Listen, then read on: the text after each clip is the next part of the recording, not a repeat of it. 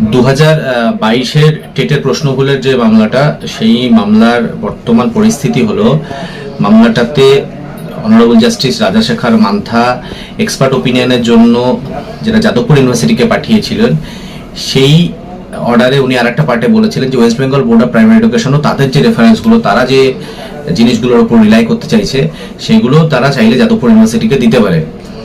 এই অর্ডারটাকে চ্যালেঞ্জ করে ওরা আপিল করেছিল, আপনারা জানেন, এবং ওই আপিলের প্রেক্ষিতে জুন মাসে সেই আপিলের শুনানি শেষ হয় এবং আপিলের জাজমেন্ট হয়েছে রিসেন্টলি, কিছুদিন আগে, দিন 10 মানে আগস্টের শেষে অ্যাকচুয়ালি।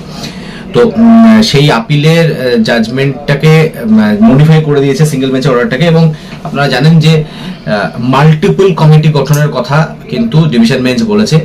সাবজেক্টের ওপরে দখল আছে এরকম বিশেষজ্ঞ নিয়ে 3 জায়গা থেকে, West Bengal board of primary education, Jadavpur Visva Bharati বিশ্ববিদ্যালয় এবং ক্যালকাটা ইউনিভার্সিটি থেকে।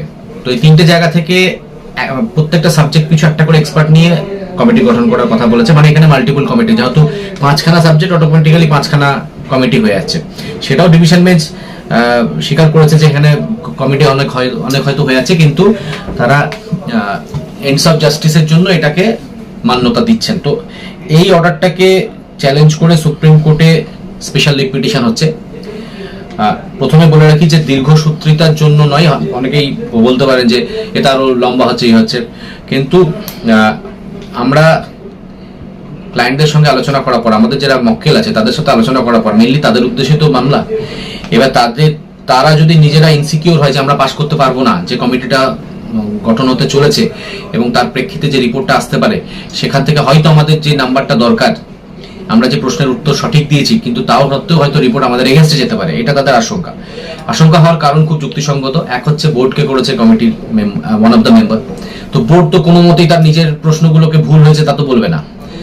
দ্বিতীয় হচ্ছে ক্যালকাটা ইউনিভার্সিটি। ক্যালকাটা ইউনিভার্সিটিকে দেখা যাচ্ছে যে এই যে এক্সপার্ট ওপিনিয়ন, এর আগে যে ইন্টারিম ওপিনিয়ন গুলো দিয়েছিল West Bengal board of primary education single বেঞ্চে, প্রথমে 3টে প্রশ্ন নিরীক্ষে এবং পরে 5টা প্রশ্ন নিরীক্ষে, তাতে কিন্তু একাধিক এক্সপার্ট ক্যালকাটা ইউনিভার্সিটি থেকে ছিল, মোর দেন 2 এক্সপার্টস। তো এবার সেই এক্সপার্ট, এবার যদি আবার সাবজেক্টের এক্সপার্টের ওপিনিয়ন নিতে যেহেতু ডিভিশন বেঞ্চ বলেছে, তাহলে অটোমেটিক্যালি সেই সমস্ত এক্সপার্টের কাছেই আবার বোর্ড তার ওপিনিয়নটা নেবে, মানে এই যে কমিটিগুলো গঠন হবে, তাহলে সেটা তো আমাদের এগেন্স্টে যাবে। এবার দেখা গেল একটা কমিটিতে 3জন আছে, 3টে জায়গা থেকে 3টে জায়গা থেকে থাকার পর যদি মেজরিটি অফ দেম যদি আমাদের এগেন্স্টে যায়, তাহলে সেই ওপিনিয়নটা এবং সেই রিপোর্টটা যেটা কোর্টে জমা পড়বে, তার ভিত্তিতে সিঙ্গেল বেঞ্চ যেটা বিচার করবে সেটা আমাদের এগেন্স্টেই তো যাবে। তো এইটা তাদের আশঙ্কার কারণ, এবং এই জন্যই আমরা, এবং আমাদের অতীত উদাহরণ থেকে দেখা গেছে যে কোনোবারই এরকম করে এক জায়গা থেকে এক রকম করে নিয়ে এরকম কমিটি গঠন করা হয়নি। আমরা অর্ডারের এই পার্টটাকে চ্যালেঞ্জ করে আমরা এটার মডিফিকেশন চেয়ে, এবং সিঙ্গেল বেঞ্চের অর্ডার যেটা সেটাই যথাযথ এটা বলে আমরা কিন্তু ডিভিশন বেঞ্চে অর্ডারটাকে চ্যালেঞ্জ করছি, সুপ্রিম কোর্টে এসএলপি ফাইল করছি আমরা। এবং অতীতে দেখা গেছে যে একটা কমিটির একটা ইউনিভার্সিটিকে দায়িত্ব দিলে রিপোর্টগুলো যেভাবে ঠিকঠাকভাবে আসে, সেইটা তার ভিত্তিতে বিচার করাটা অনেক বেশি সহজ হয়। তো আমরা এই পার্টটাকে চ্যালেঞ্জ করতে চাইছি আপাতত, এবং আশা করছি যে সুপ্রিম কোর্ট এই ব্যাপারটাতে অবশ্যই ইন্টারফেয়ার করবে, এবং কারণ আলটিমেটলি সাফারার হচ্ছে ক্যান্ডিডেটরা।